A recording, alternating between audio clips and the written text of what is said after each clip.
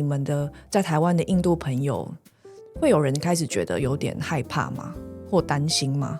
因为 Yes， 还有人会想说，就是不要让小孩一个人出去，怕危险。你可以想象吗？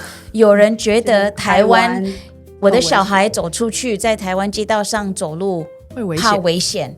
现在已经不是台湾人出国到印度，然后觉得那边危险，印度人在台湾觉得走在路上怕小孩会危险。对，其实印度人在台湾大概40几年前就有印度人来台湾，印度人对台湾有很多的贡献。我们一开始来的那一批人是做出口贸易，我们是创造了台湾的经济奇迹的一部分。所以当那些人看到现在的这个状况，还有社会上的这些舆论，他们真的不知道该怎么办，就是怎么会我把我的黄金岁月贡献给这一块我以为是宝岛的地方，对，现在他要这样子对待我。对， I must mention the Cloud and Read 他们是台湾的癌症的研究专家，他们帮助了我们台湾的很多的癌症医学的推进。我也认识很多人在做科研或者是博士后研究的，你知道中研院有30% 的研究人员外国人也是印度人，对，然后或者是我们在台北会看到的印度餐厅，包含还有艺术家，甚至有那个印度的导演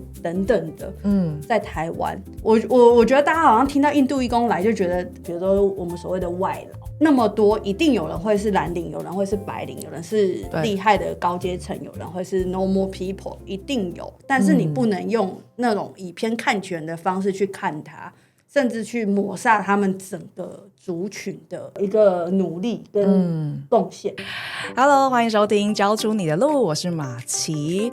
诚实先说，我觉得今天的主题我自己觉得很有趣，但是我对这个主题超级无敌不熟，是一个我知道很重要，然后也觉得有故事可以挖掘的主题，然后所以马上欢迎今天的2位来宾 Ocean 跟 Priya， 欢迎2位。嗨，大家好，我是 Ocean。大家好，我是李美君 Priya。 我们今天要聊台湾跟印度，然后为什么会促成这一次呢？其实是在好像2-3年前吧，然后我参加了那个 Ocean 他有一个提案的会议，是，你可以稍微讲一下那一天发生什么事吗？还记得吗？我还记得，就是我是一个导演，我是一个影像的导演嘛。对。然后因为那天我受到公视台湾 Plus 的邀请，要做一个跟印度有关的节目，但是当时我虽然去印度很多次，英文平常沟通还 OK， 可是我从来没有用全英文在一群外国人面前做提案的报告，正式报告。对，所以那天我去的时候，其实我第一眼看到 Priya 的时候是在那个全家，然后你那个时候啊很认真的在帮 Ocean 看他的那个讲稿。对，我们在练习，因为其实那次提案不是只有我们去提案，另外还有几组，然后每一组只有15分钟的时间，所以是那种就是让人家非常紧张的一个时刻。那因为我自己的工作是口译员，还有我有时候主持一些节目，对，所以常常需要所谓 public speaking， 对，所以我想说是不是可以一起练习，去做一些彩排。那个你讲练习谦虚了，我是需要被指导。我觉得那一天那个之后彩排感觉真的是去救火，因为我当时我是等于旁观者的角色去的，然后那一天的那个气氛，在我去之前我没有想到会是这样。对，然后我到现在我都还记得，因为我可以我好想把那个照片跟大家分享哦。就是那时候Ocean在里面，那个你在简报的时候嘛，然后下面不是有5个外国人在听你讲话吗？各式各样的外国人，对，然后 Priya 也在里面，然后你们就在里面讲嘛。然后我在的那个房间是像影集的那一种，就是它是隔了一个玻璃在外面看你们讲话的。那时候我就觉得，为什么我的好朋友会在这边做这件事情？对，然后所以才会让我开始发现说，哎，就是为什么 Ocean 会对印度的这个主题想要放那么多心思在这件事情上，才促成了今天的这一集。OK， 对。对，我想先帮观众问，就是大家现在应该就会想说，为什么 Priya 的中文这么好？对，很多人会问这个问题。我在台湾的时间很长，我来到台湾快40年，所以我们常常相处的一些年轻的台湾人，其实我在台湾的时间比他们还久，比他们活在地球上还要久。真的，这么说对不对？对，那你看过比我们更早出生以前的台湾呢？对，是啊，你来的那个时候跟你还没有解严，那个时候跟你类似的外国人是多的吗？不多，很少，而且印度人更少。对哦，还是稀有动物。对啊，可是如果这样子还想得起来那时候的事情吗？有没有一开始来的时候有没有什么让你觉得很不习惯或很害怕的地方？没有因为我们家庭住过很多不同的国家，那我们就很喜欢去适应当地的生活、语言、美食，还有人。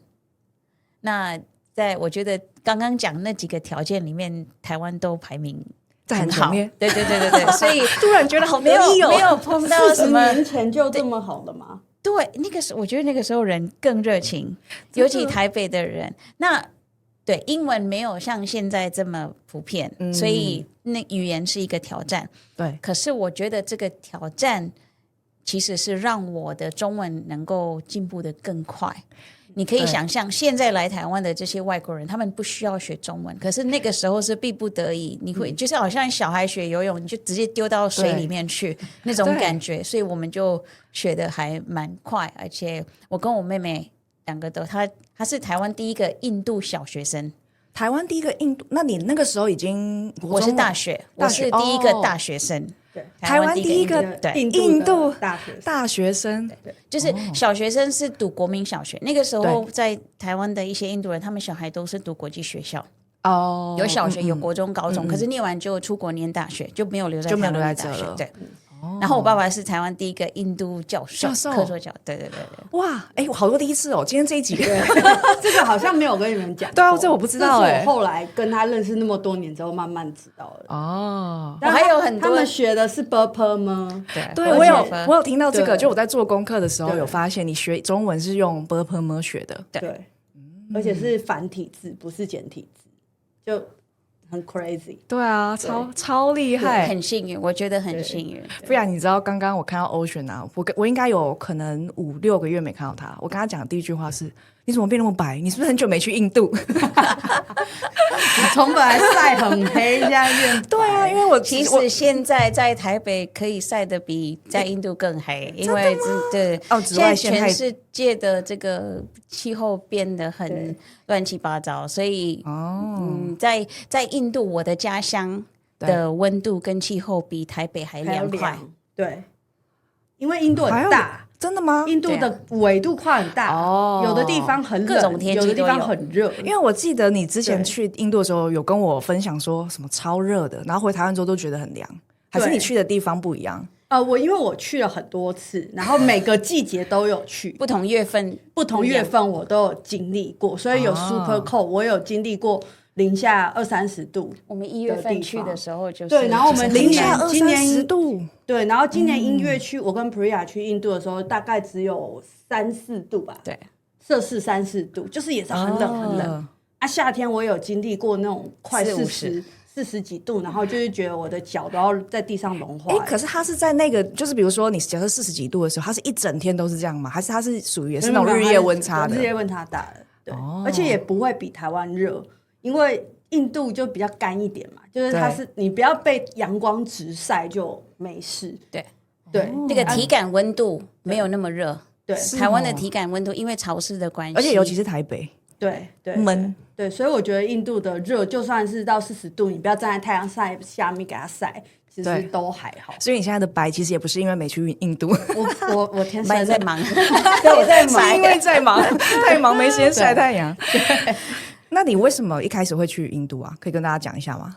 这是一个 long story 那是在认识 Priya 就在久之前一点。对。那时候28-29岁，然后我刚好处在一个人生的低谷，非常的低谷。然后那时候我有严重的忧郁症，就是交感神经失调，然后引发的一系列心理跟精神疾病嘛，就很严重这样。对然后我不知道为什么，我忘记为什么了，反正我就去了一趟印度旅行。对，然后我在那边就遇到很多对我来说是很神奇的事情。有什么事情？然后让我一直再去，到现在十来次。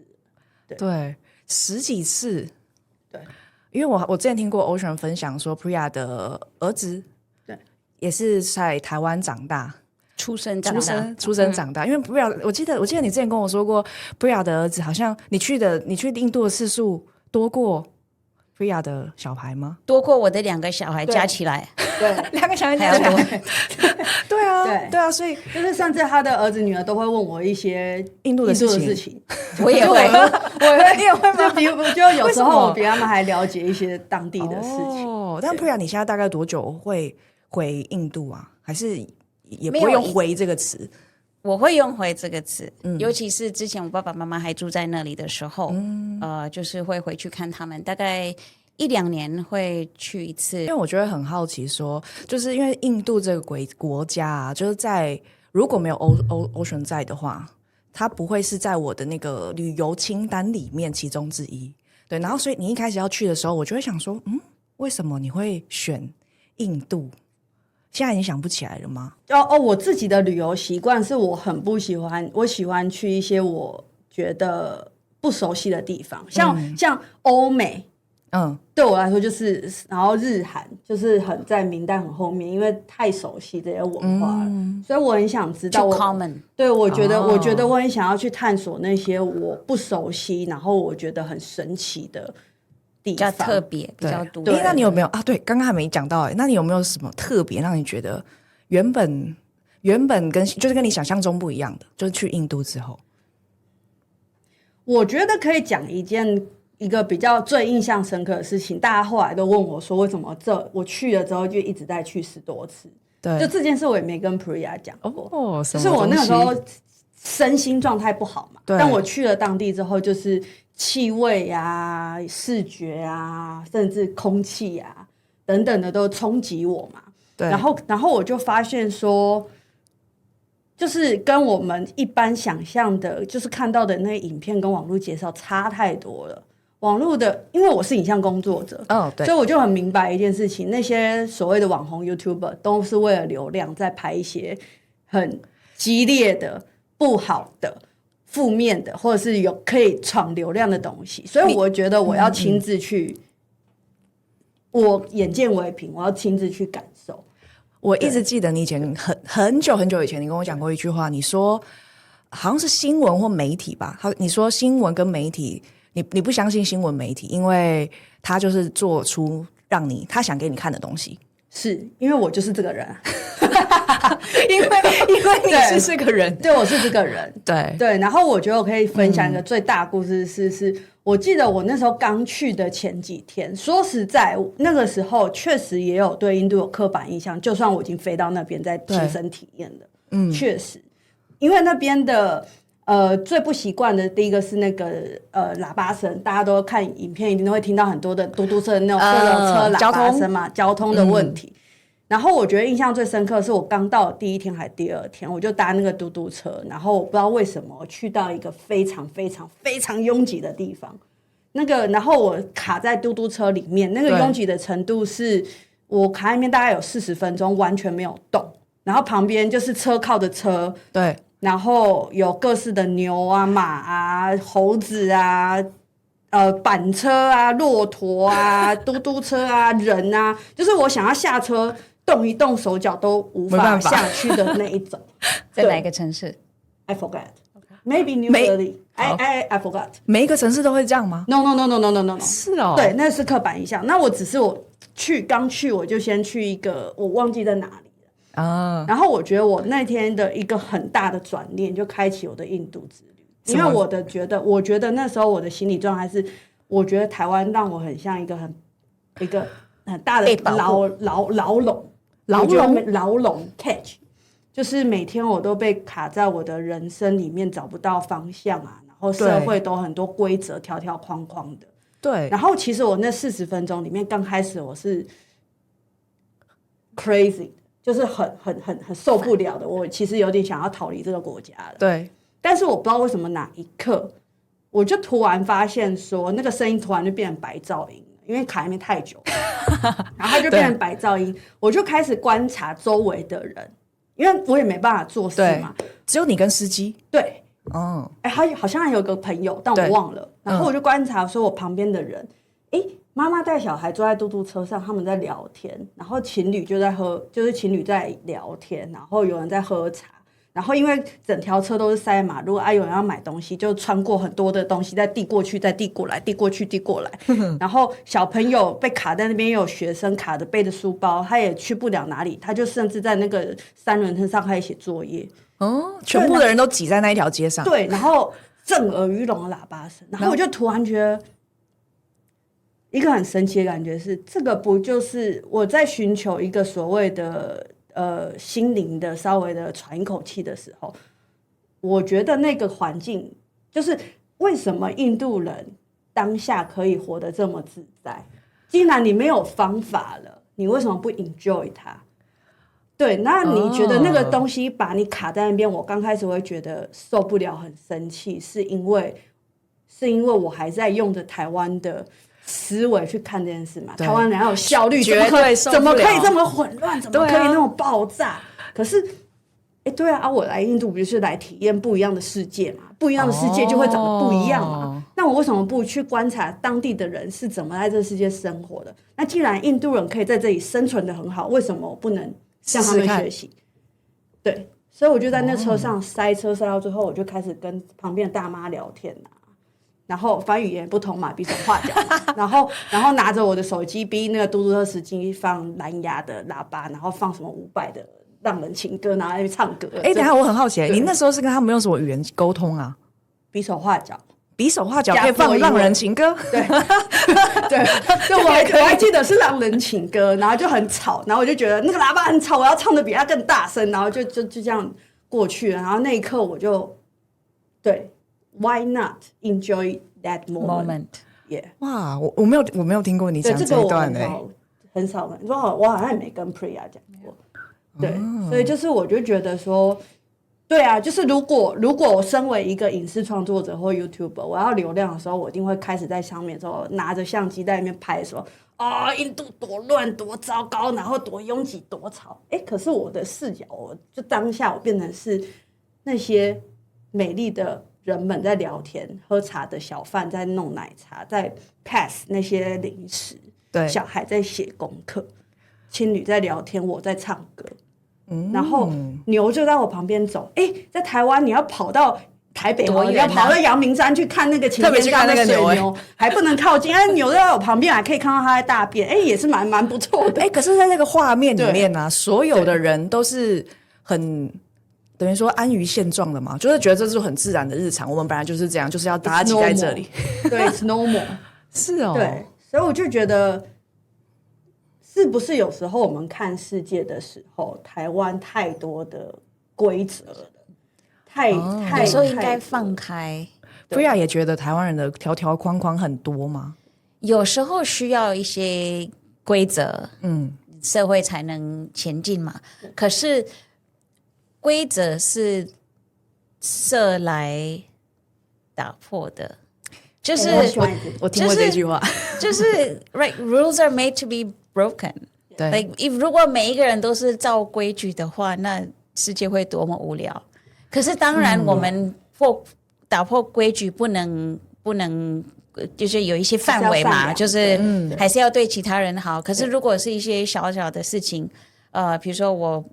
应该走斑马线，然后我们没有走斑马，就是一些小小的事情，有时候我们可以从不同的角度去看，那可以让我们的人生更丰富。那如果有时候我们没有办法去控制事件的话，我们是不是应该就像刚刚 Ocean 说的，我们就享受 live in the moment， 然后看我们可以让现在这一刻或者现在这件事情怎么样让它变得更好。所以英文有一句话，我们可以去找那个 silver lining。每一个 cloud， 每一朵黑色的云都会有一个银边，我们应该在黑色的云中找到银边。我觉得我现在有一点 shock 的感觉。我想说，我们前面怎么已经立刻进入这个正能量的部有分？正能量。可是我觉得刚刚这样听，确实是就是我觉得，如果我觉得台湾人蛮容易被莫名的东西捆绑住。对，我们有很多不晓得是框架吧，然后或是把自己绊住的一些内耗啊，或者一些困扰之类的。对，所以我就觉得干嘛不？世界这么大，那我们应该台湾人就那么一点点，我们不应该自己把自己放在中心，围着自己转。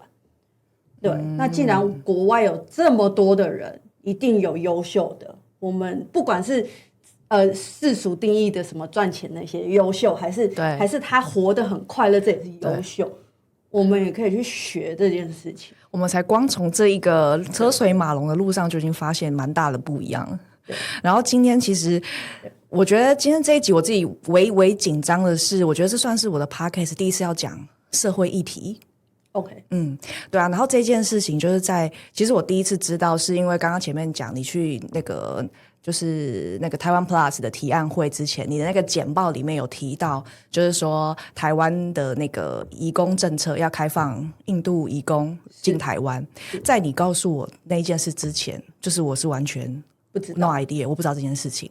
对，然后所以想要刚好请你帮大家科普一下，就是这个政策已经正式开始了吗？他在2023、2024的时候，印度跟台湾就签署了 MOU， 就是合作备忘录。对，所以那个时候我们就想要在那个刚推动的时候，赶快做系列的影片去 promote 这件事情，让大家科普这件事情，让大家都认识印度人嘛。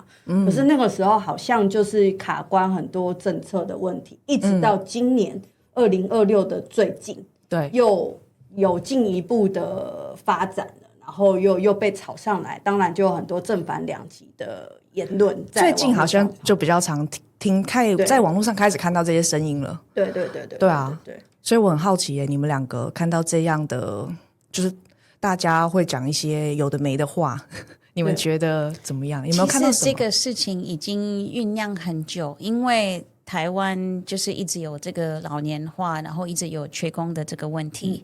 那印度是全世界出口人才的一个大国，我们是现在世界上人口最大的一个国家，而且我们很多国家是有印度人去创造很多的价值，然后有蓝领、白领、粉红领都有。那台湾就一直想要增加来源国，然后所以这个印度和台湾之间的这个劳动的合作已经讨论很久，然后最后在2023年底、2024年初，就是这件事情有公开的宣布出来，对，就接下来也要更进一步的来合作这一块。对。那之前已经有很多的印度人在台湾工作，都是比如说高科技人才啊、工程师或是教授们等等，对，都有。那也有很多的学生。那这个会是下一个阶段的印度和台湾，就是印度的人才到台湾的一个阶段。那后来就是开始工作嘛，两边的政府需要一些讨论啊，然后就是正式签 MOU 是2024年的1月。好，那签完 MOU 之后，里面大概会讲，就是我们要怎么样的合作，就是一个架构，对。然后后面就开始两边开始开会，然后更详细的去列出这些合作的方法，对。所以那个时候也有一些声量跑出来，然后后来就没有新闻，就没有再讲了，就停下来。然后这一次就是大概准备的工作差不多了，对，然后要开始有第一批正式试办的这个人要开始来，然后当政府宣布这件事情，又开始有一些声量出来。我觉得这个有一点奇怪，不知道为什么。我平常住在台湾，我没有感受到这样子的一个敌意，对，并没有。你刚刚说就是台湾人不应该把自己放在中心，然后多看世界，对，绝对的，台湾绝对是要多了解世界各个地方。可是在这一方面，我30几年来的经验，我是觉得台湾人是非常包容外国人，对，而且是就是会想要帮助，或者有一些会有一些刻板印象，可是那些通常是来自不熟悉、就是无知。对，那一旦有人跟他们说，有个人跟他们提醒，他们会马上改观。这是我过去自己的一个体验，这是他的感觉。对对对，对，其他人有一些人有讲过说他们可能会碰到一些歧视，可是我自己是没有。所以当我最近又听到这样子的一些新闻，我就觉得有一点失望，然后我觉得这不是我认识的台湾人，对，然后我觉得很可惜，我觉得两边台湾和印度有很多可以互补的地方，而且我们有很多共同的价值，对，像这个宗教佛教灵性的这个思想追求，对，然后还有对很热家庭观，对父母还对老师们对长辈的尊重，还有对客人的这种好客的一个态度，这些都是台湾和印度我们很像的地方。对，所以我觉得两边应该可以多探索这些共同点，而不是一直去找一些。就是刻意去找一些差异，就是有时候这些根本不存在的一些差异。对，可是我蛮同意的，就是大部分的人出现就是抗拒，通常来自真的太不了解了。对啊，因为如果是我想到印度，就像你那时候要去的时候，我第一个想到也是会不会很危险？对，大家都问我这件事情。对，然后第二个就会想到我曾经听到的，就是去印度的新闻，尤其是女生去印度。会不会很危险？通常都会先第一直觉想到这件事。对，然后我相信，如果是就是一样跟我一样，有点像对原本对运动就不熟的人，我猜大部分人现在正在听的应该是跟我差不多的想法。对，没有这个我一定要讲。我这个因为我看到这新闻，我很生气。我感觉到的是生气，因为我觉得我是台湾人，太羞耻了。我的同胞，我真的会不好意思观众们，对我真的觉得太羞耻了。你怎么可以这么的去偏见这件事情？比如说，我觉得我前阵子写了一篇文章，就是我觉得说我自己旅游过那么多国的经验，我反而觉得在欧美国家，我反而觉得比较可怕。你说歧视，我说危险吗？不是危险程度，扒手反而都比说我在印度每天都在那边悠悠哉哉的很自在，然后踢着拖鞋踏，然后多放松啊。对。那你说印度完全没有犯罪吗？不可能，全世界都有，台湾也有随机杀人案。对啊，坦白说，对，那你对诈骗，然后什么8+9，然后车祸打人的，然后有的没的，然后一些对啊你不能因为印度是一个这么曾经有发生过这件事情，你就以偏概全去看它。对，就像你不会说欧洲很多的扒手，所以欧洲人都很可怕。像比如说美国好像很多枪击案所以美国人全部都是混蛋，不可能啊。对啊，那你怎么会就是说？我看到最多言论会有人来留言给我的，对，就会是直接说，就是开放印度移工，我们就会被强暴这样。我会觉得你谁要强暴你啊？你 who you are？ 就是全世界都有这种案例。那我们生而为一个成熟的大人，应该要学着保护自己，而且去看到说这些比例，然后去看说不是以偏概全事情的两面。那你今天因为一件印度的负面事情就无限放大它，我想到一个例子，是因为我最近在做很多提案，对，我就想说我们台湾也曾经发生过很可怕的事情，228白色恐怖，对，我们的以前的社会也是男主外女主内，女生也要缠小脚，对不对？那这个对应到大家对印度很多的刻板印象，叫种姓制度还是什么的，就是会觉得他们女权很落后。拜托，这是多久以前的事情了？去 Google 一下好吗？真的是这个，真的是很久以前的事情。那你身为台湾人，你去跟大家介绍台湾的时候，你会希望他们说：“哦，你们就是以前有228，好可怕哦！就是你们就是个集权国家，然后你们都是所有的女生没有女权，你会觉得开心吗？”就是对，就是互相嘛。其实有那个女性国家领导者是印度比台湾先的，对。一定超多人不知道。我们有印度的这个印度总统，女性总统，印度的女性总理，对，好多年前，印度那个甘地夫人。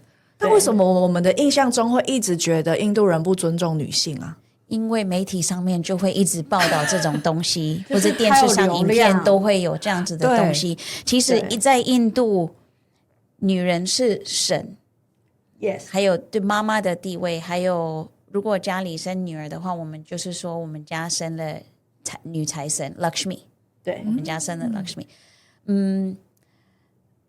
我们在印度是很尊重女性，所以我不知道为什么在台，尤其是在台湾，大家的一直有这种很奇怪的比较对，真任何宗教都是嘛？因为我知道印度有一些宗教跟我们台湾熟悉的不一样。印度本身的宗教是印度教，大部分是印度教。那这印度教它不算是一个宗教，它是一个生活的哲学、生活的方式，所以我们叫 Sanatan Dharma，like everyone is a family。那在这个里面，印度就是女性的地位是高的，是跟就是男生女生一样，或者是更高。我们有很多的女生。对，印度是宗教自由。所以大概有2成的人是伊斯兰教，那伊斯兰教的规定就比较不一样。那个也不是我们去控制，我们也不会去就是干涉在别人的宗教里面。也有基督教、天主教、佛教，这些都有，每一个人都有自己的宗教自由。那有一些印度有一些社会，有一些南印度有一些地方是那个就是那个 family name 是跟着妈妈的 family name 下去，不是爸爸的，对，也有这样子的地方。印度很大，各种人种、各种宗教、各种语言，对，各种肤色都有。我好好奇哦，印度是一个很多元的国家吗？还是说大部分的印度人都会有很类似的价值观？是一个非常多元的国家。我们有一些价值观或者是习惯或习俗会不一样，可是我们也有很多共同的价值观。我们最能够形容印度的一句话就是 Unity in diversity， 在多元中找到一个和谐或团结。对。Ocean， 你觉得比起来台湾，我们会比较更像同样的思维吗？觉得我一说，因为刚刚普雅说觉得印度是蛮多元的，对，但因为我问这一期的原因是，我觉得台湾人不知道我印象中的台湾人，我还是觉得我们大部分会往同一个方向发展。对，可能是不知道我们的教育吗？还是这可以回到我这几年做的功课。突然开始做什么功课？分析没有，因为台湾的社会大部分是汉人，对，所以我们现在我跟马奇都是汉人。对，但如果今天你找一位原住民的朋友，对，来这里聊天，但是这些原住民朋友其实只占我们台湾人口2%，对，很少，超级少。对，可是比如说拿到其他国家，像印度人，他们的种族不是每一个种族都不是都是很多人，可能是比如说30%，对，很多，所以你甚至有一些人，你根本看不出来他是印度人，他长得就很像华人脸孔，有的长得很像阿拉伯人，有的像 Priya 的脸，有的像非洲人，有的像非洲人，所以他们都是印度人，所以相对起来确实比我们多元很多。对，所以他们的思维模式，然后每一个小小的族群就不一样。我们都会讲，有时候我们都会在调侃台湾占南北，台湾人跟客家人不一样的，原住民跟汉人不一样的，他们一定更是，对他们那是可以去做一些生活上的磨合跟调侃、开玩笑。对，但不是拿来攻击的事情，他们是用这个去交朋友的。对，我感受最深的是这个，比较像这样。那如果反过来看呢？因为一开始做 Namaste 台湾的时候，主要的受众群是给印度人看嘛，对。然后，所以我也很好奇，印度人在看我们台湾的时候感觉怎么样？因为 Priya 已经在这边很久啦，但是大部分还在印度的人，对台湾有什么刻板印象吗？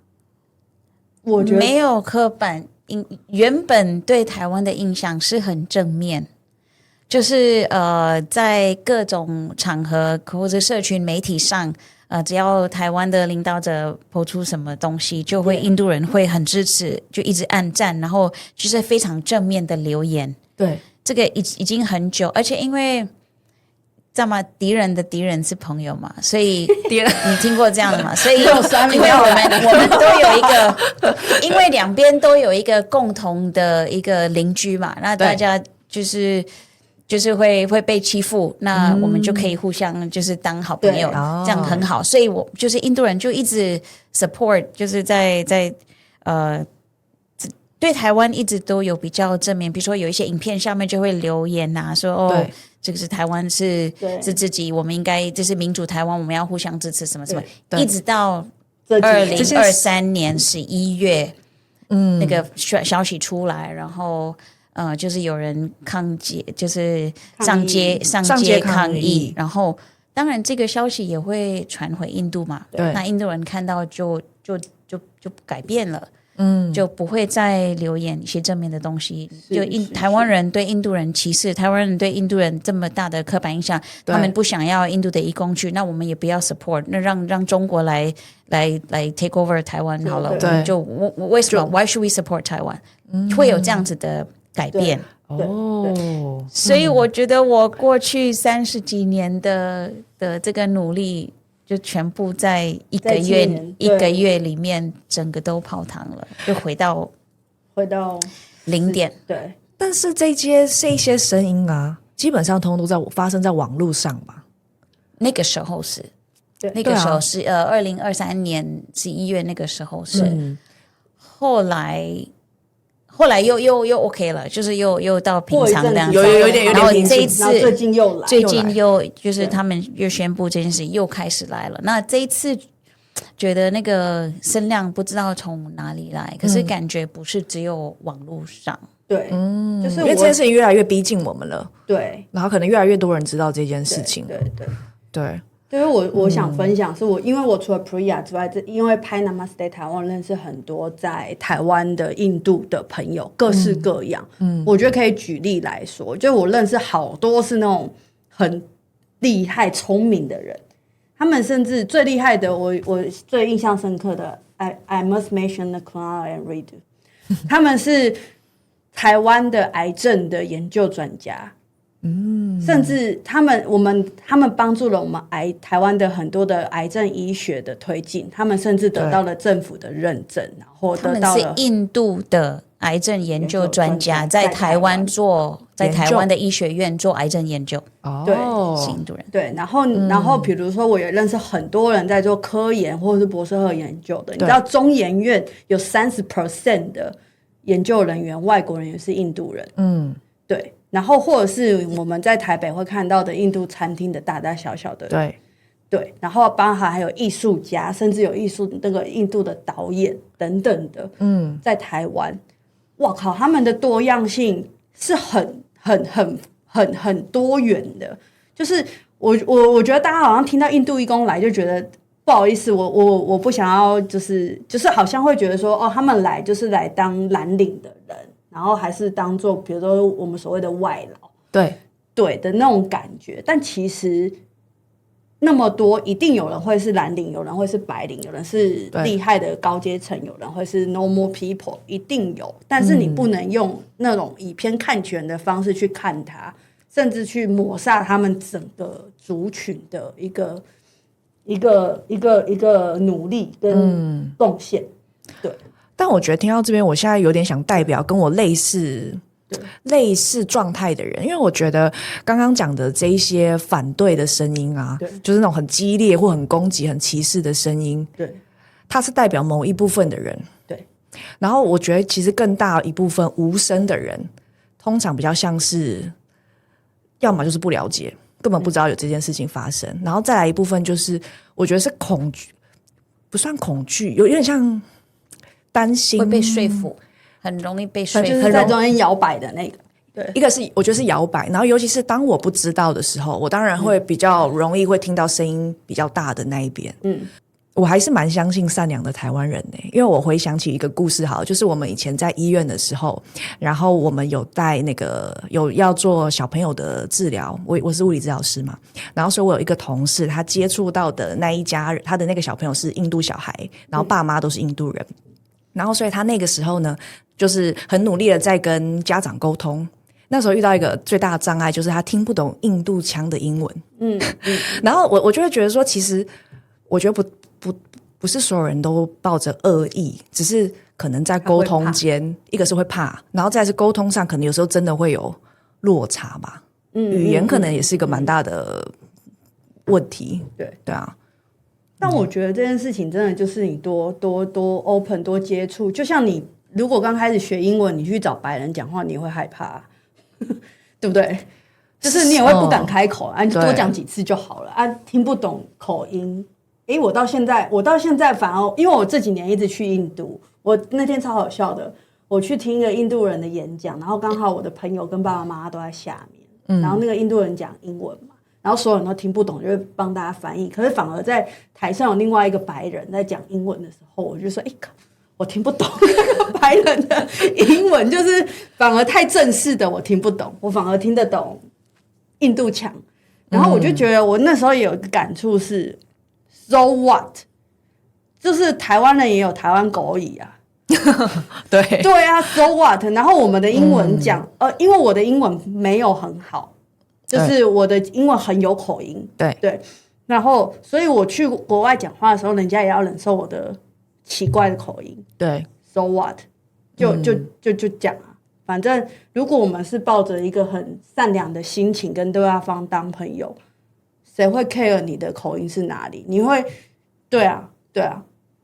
身为一个语言工作者，我觉得语言是用来沟通的。对，那一开始如果有一些不一样的地方来的人，他们都会有口音，不管是法国人也有口音，英国人也有英文的口音，澳洲人的口音也很难懂。对啊，所以新加坡人也有口音，那印度人也有口音，而且印度因为有这么多语言，每一个母语影响到他的英文的口音又会不太一样。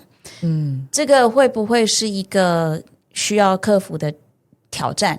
也许是，可不可以克服？绝对可以。当初菲律宾或者泰国、越南跟印尼，可能他们会事先学中文再过来，可是也不是很标准，所以也是有一些沟通障碍。那如果他们来这边工作，他们一定会努力去学，那他们的雇主也会努力去跟他们沟通。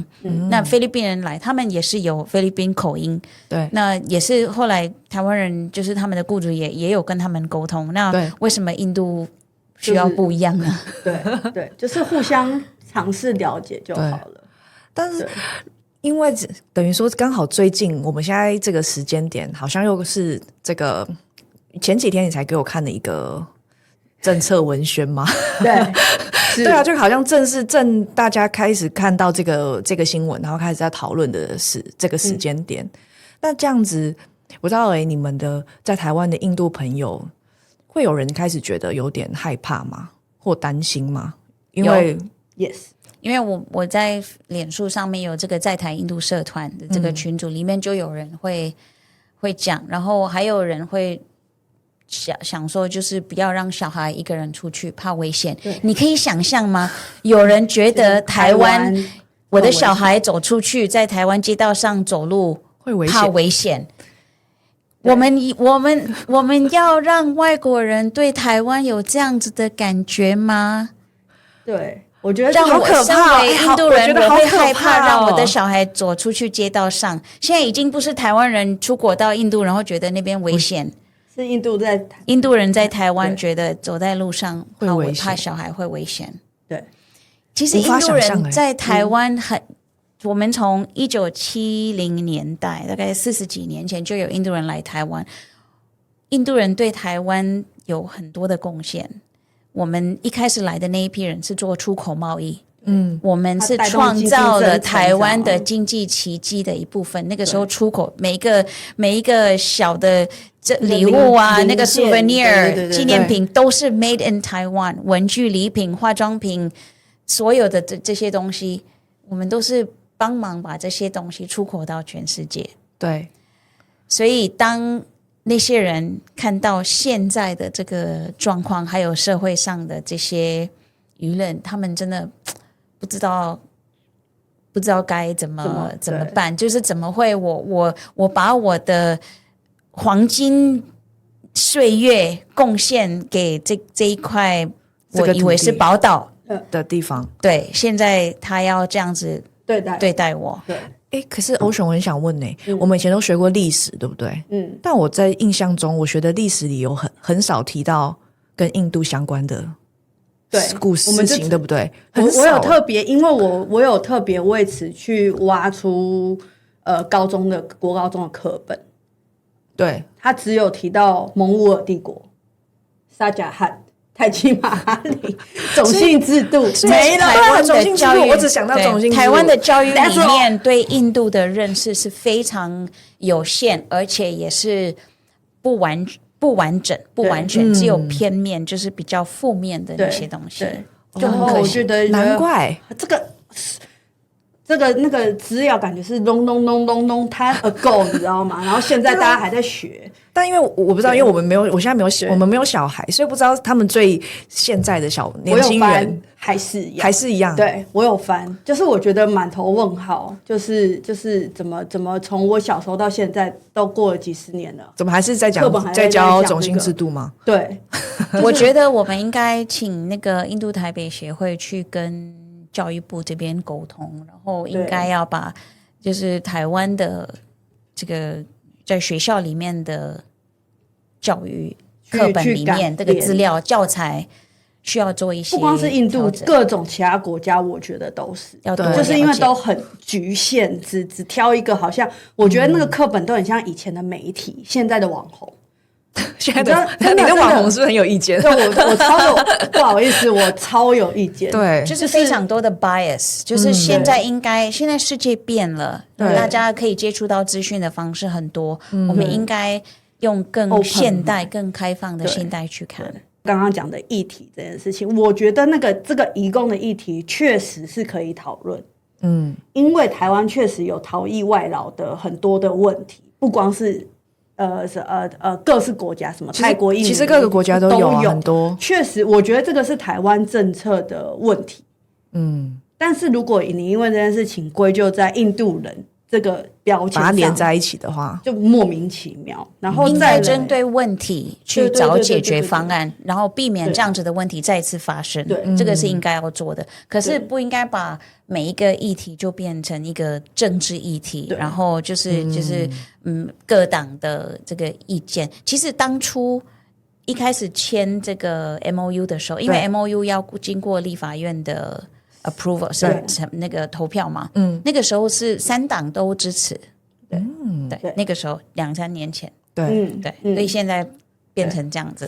其实你知道我今天为什么想做这一集的原因是，因为我知道你告诉我说，就是有那些负面的声音，然后觉得很奇怪。对，我自己的想法是会觉得这件事情在台湾已经要发生了。对，但是我们台湾人完全对这件事情，我觉得是我们只看到这个事件嘛，对，但是我们对印度这么陌生，对印度人跟我们以前印度跟台湾的关系这么陌生，对，那所以唯一的反应就只有先拒绝再说，对，所以就出现就是出现这些问题这样子。对。那你自己在做节目的时候，因为你从最一开始做 Namaste 台湾，然后接下去要做其他的纪录片或是一些节目的时候，在这个中间你有没有遇过？因为我知道你都是需要去提案，对，找经费，对，那审核的单位当然都是台湾单位嘛。你有遇到什么被泼冷水啊，会被质疑的时候吗？其实蛮多的，就是我印象最深刻的状态，是因为我想要做一个纪录片，是关于 Priya。他在这台湾跟印度之间，他所见所闻，因为他一个身份很特别，他是英文、中文如此好的人，对，所以我觉得很多的误解都是从翻译的问题、讲话的解释的不同而来的。所以我想要做一个系列纪录片，是我们去看各个台湾各个地区、印度各个区域，由 Priya 当那个转译者、翻译者。去来聊聊我们彼此对方的刻板印象的跟成见等等的。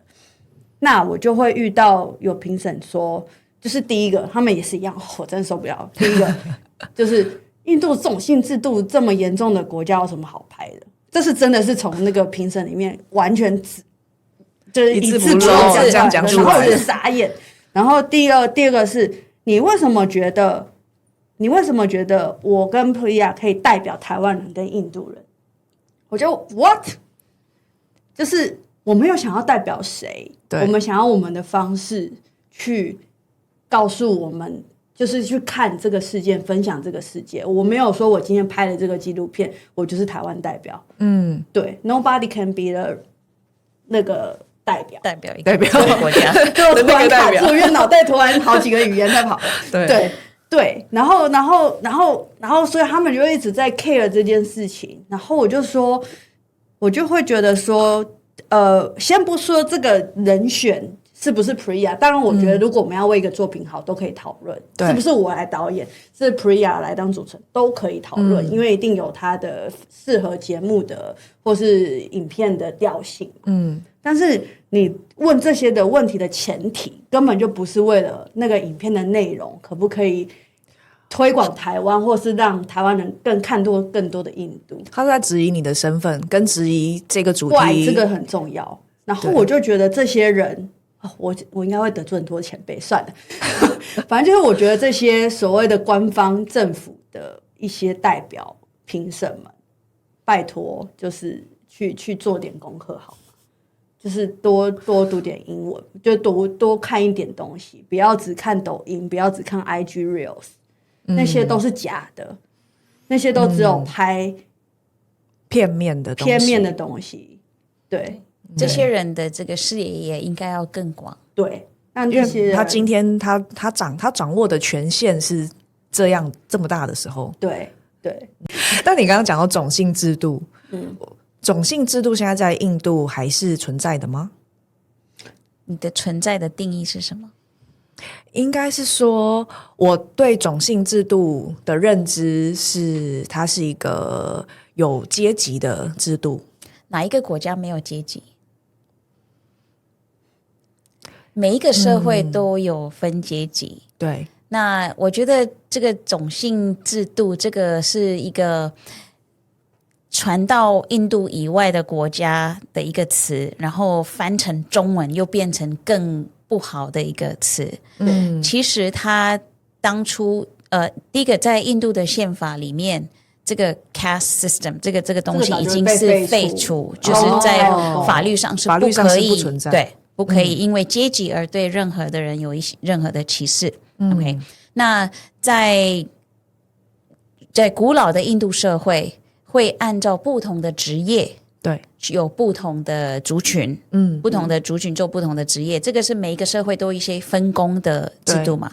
那后来被英国殖民的时候，英国的殖民者他们就用了这个东西来当做一个工具去控制下面的人，那他们就说你们这些人比较好，你们是比较优的人，然后让他们学英文，然后就是去叫这些人去控制剩下的人，然后跟他讲说你们剩下这些人就不如这个最上面这一级的人，所以这个本来社会里面的这些阶级被滥用了，然后造成很多社会上的问题。对，那可是现在，在一些可能乡下的地方，会不会看到因为这个阶级而对一些人有一些不好的行为？当然有，每一个地方都有，台湾也有，皆有。在美国也有这么很多人现在在贫穷线以下的人，那他们对比如说他们的黑人啊，有少数族群都还是在美国，女生到近几年才能开始投票，以前女性是不能投票的。这就是最近就是不是超过100年的事情，是几十年的事情。所以每个社会都会有这样子的问题。那你问我是哪一个 caste， 我不知道。有很多社会在比如说南印度，他们根本没有那个姓没有一直传一代一代传下去，他是用爸爸的名为自己的姓，所以我根本不知道我是哪一个哪一个哪一个类 group 别的，对对对，我们有分的是不同的语言，不同的 state。会有一些像台湾有不同原住民族嘛，对那我们也有不同的民族，不同的讲不同的语言。对，那这个我们有，那就像台湾有汉人，不是闽南客家外省，然后原住民族，那我们就是有这样子不同的，叫不同的 state group 跟 group 家 tribe 族或之类的。对对。可是这有什么好拿来歧视的啊？就是你刚刚的那个问题，就是他说这个有种姓制度的国家有什么好拍的？我就很问号那他这个点我就不知道，对我就不因为我觉得他的是说这个国家我在猜他的意思是不是觉得这个国家很落后，所以还用这样分类人家这样的意思。但我觉得就是 why， 因为课本里面还是这样子说，课本还是只写这个东西嘛。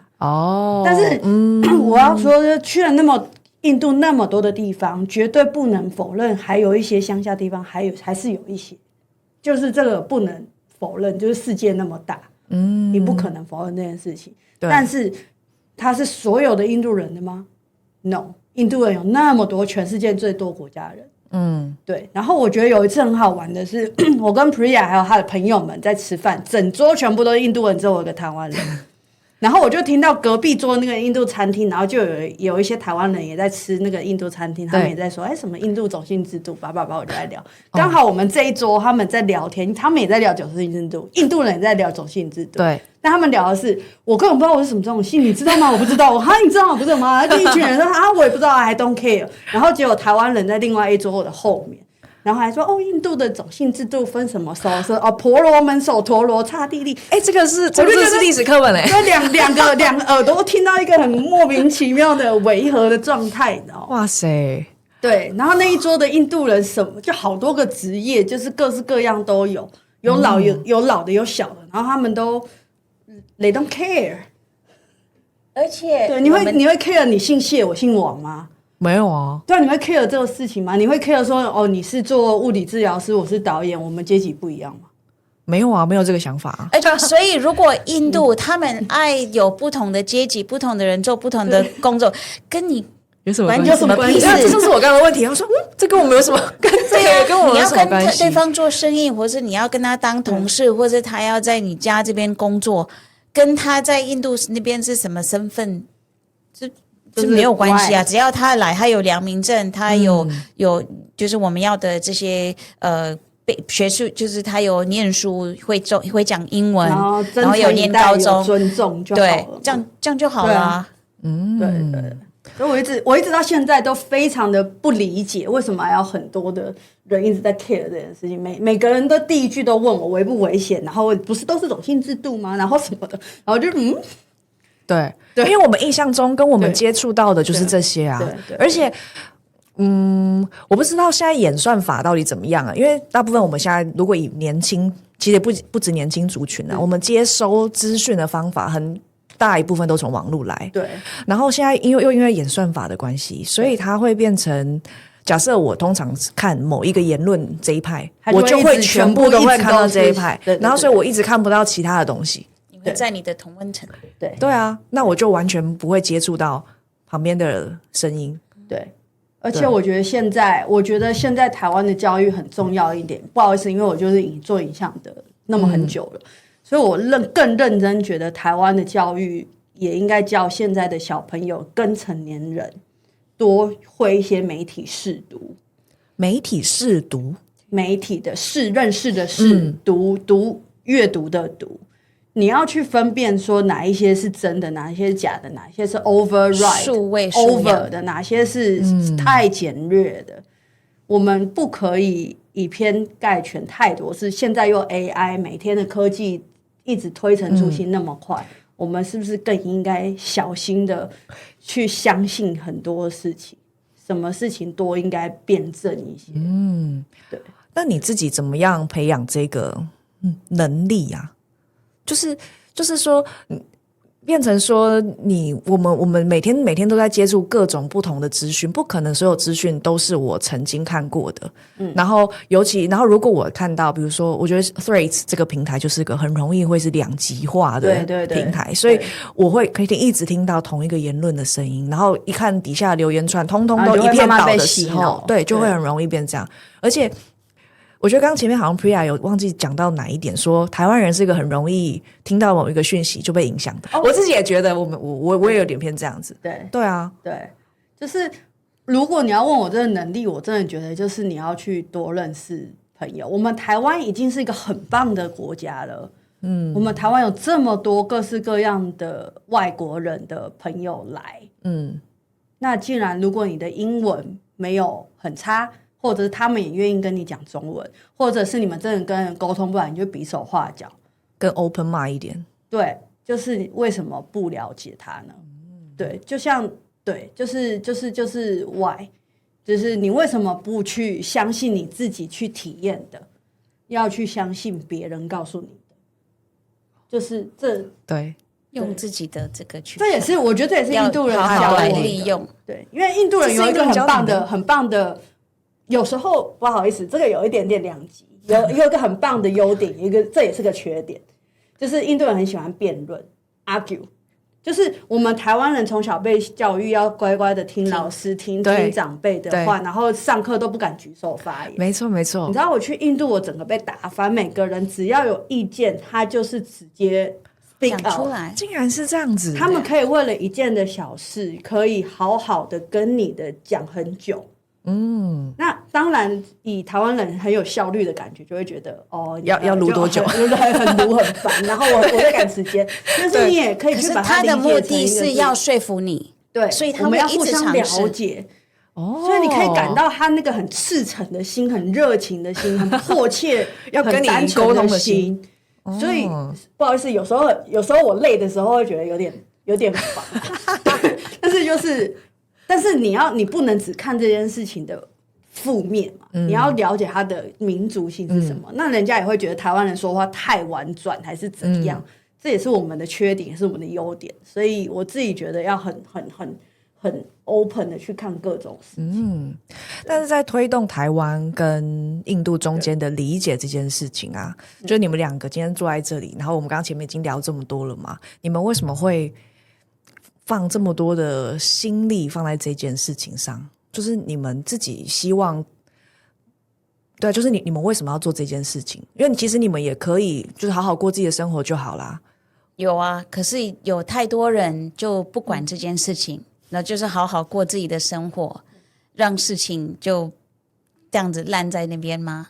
我觉得印度是我的家，台湾也是我的家。我不希望我的两边的家互相不了解，我希望两边的家可以相处得更好，两边的家人可以当好朋友。我觉得我对这件事情有一个责任。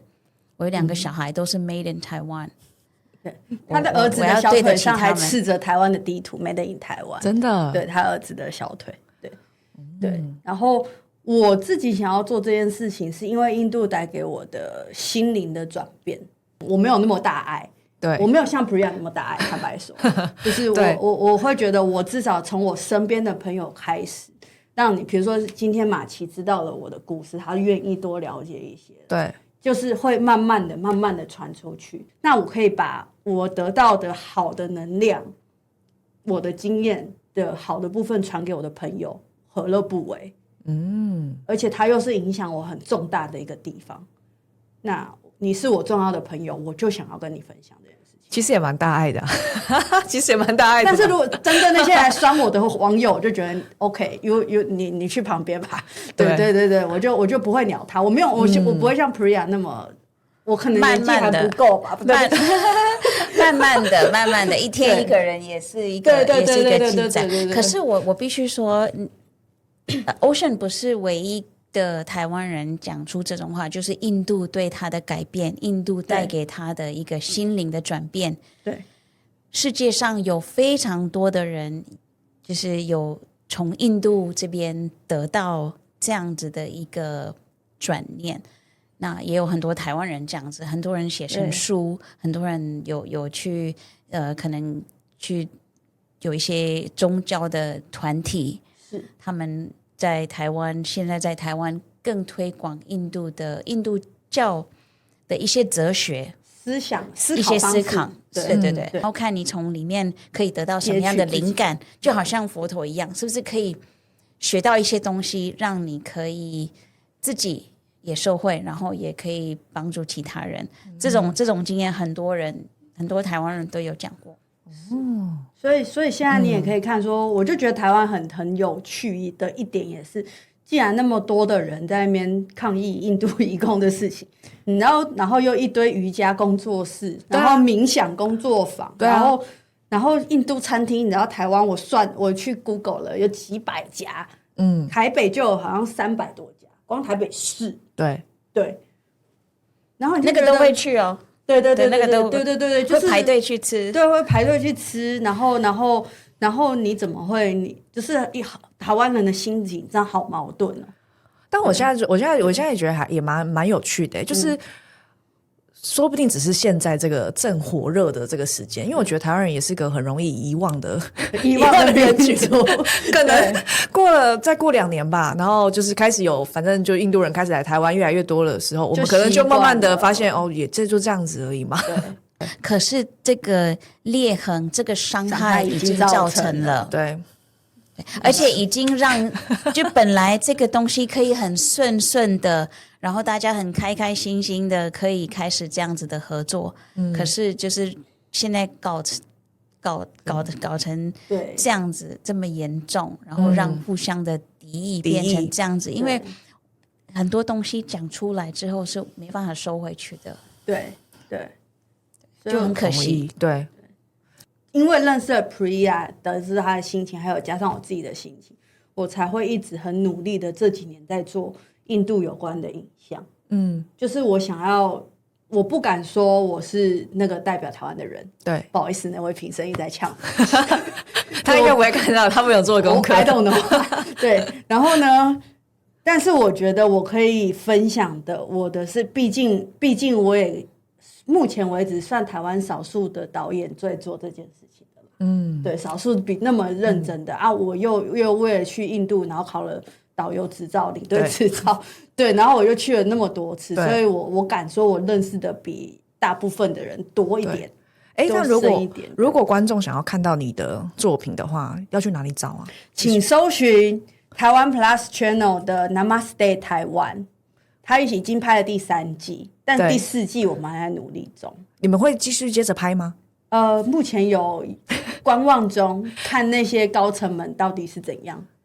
对，那你刚刚讲这一段，不好意思，我就是既想呛他们，然后又想要请他们给我钱，不好意思，对，但是对，然后我同时又在做另外一个系列的纪录片，甚至又在做另外一个剧情片，就是我想要用很多的面向去讲这件事，甚至也在筹备一些就是两边互相认识的交流团等等的工作，这样很期待用各种方用式来努力，因为我们今天讲的这些刻板印象，我觉得相信我们3个人都同意，它不可能在短时间消失，有人解释或者发生某一件事件就不见，这感觉这是一个需要很长时间的累积或转变吧。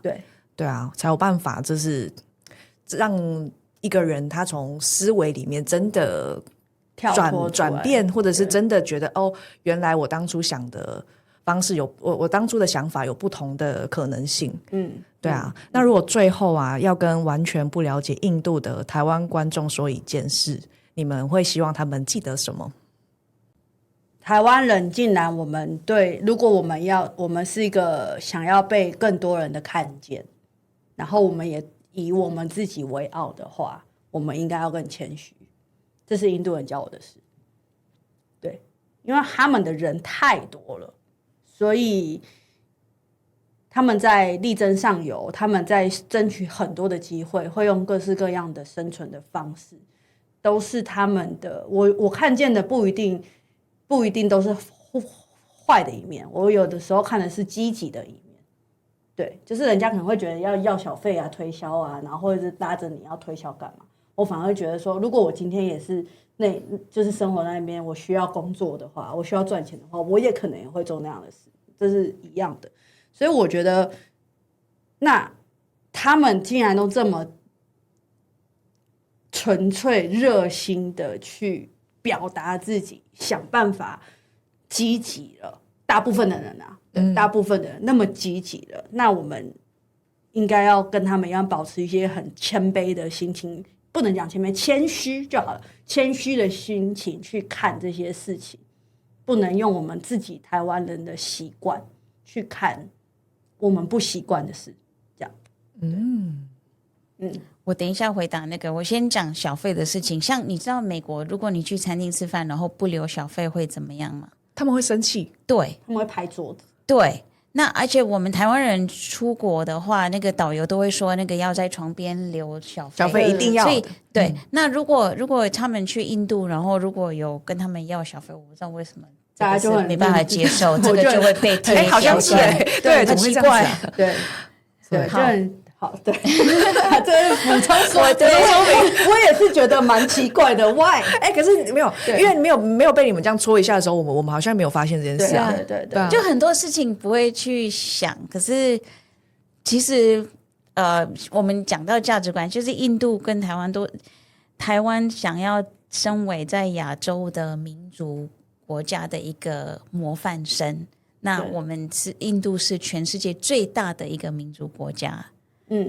这个也是我们其实有很多的共同点。那对台湾人，我觉得我们常常听到说台湾最美的是台湾的人，我们是不是要把台湾人的这个美更发挥出来，然后让我们去更了解不同国家的人，也让他们看到台湾的美，这是一个事情。然后另外一个是有关就是数位素养，刚刚讲这个也是可能政府也有一些责任，还有大家比如说更了解媒体的，可能年轻人也要让他们的父母知道，就是更了解媒体的这些人要告诉不了解没有这个数位素养的人，什么样的媒体，我们看任何一个数位内容的时候，我们要用自己的脑袋去判断，这样子不只是会增加大家彼此之间的了解，也会降低诈骗的事件。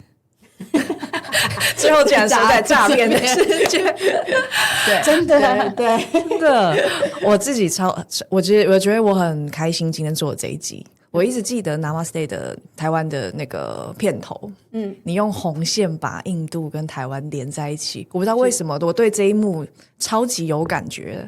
对，然后但我觉得其实我今天这一整集里面，我的代表就是对印度不了解的人，但是我自认为是善良台湾人，就是我想要了解，然后我不想要带着恐惧跟我看到的一些不好的新闻、负面的新闻去面对接下去会有越来越多印度朋友来台湾的这件事。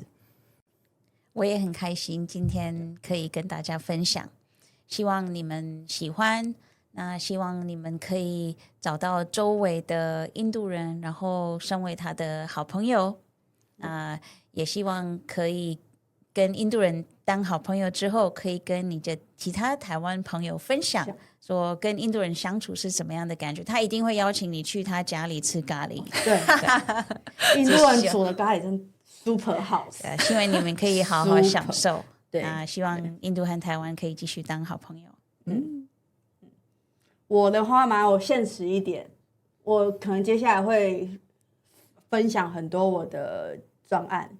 对，然后我在找资金，对，是政府资金、印度资金，然后我有可能也会跟我的 partner 讨论，想要跟很多的印度就是有对这件事情有关心的朋友们，就是做一些资金的筹募。如果你有兴趣的话，欢迎就是联系找我。对，要怎么找你？留一下你的，你可以直接搜寻你。对，因为我的名字很好记。对不对？我叫Ocean嘛，然后我的只要在网络上打导演Ocean，欧阳的欧，顺利的顺，基本上只有我。没有别人啊，对就是你。对 OK， 好。然后如果要看更多印度的好内容，可以搜寻李梅君，木子李，眉毛的眉，君子的君，也可以搜寻得到 Namaste Taiwan。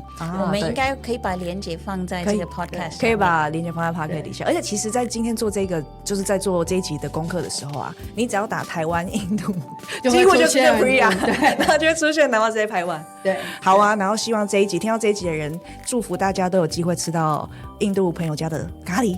对 ，OK， 我们这集就到这边喽，大家再见，拜。 Namaste India， Namaste Taiwan。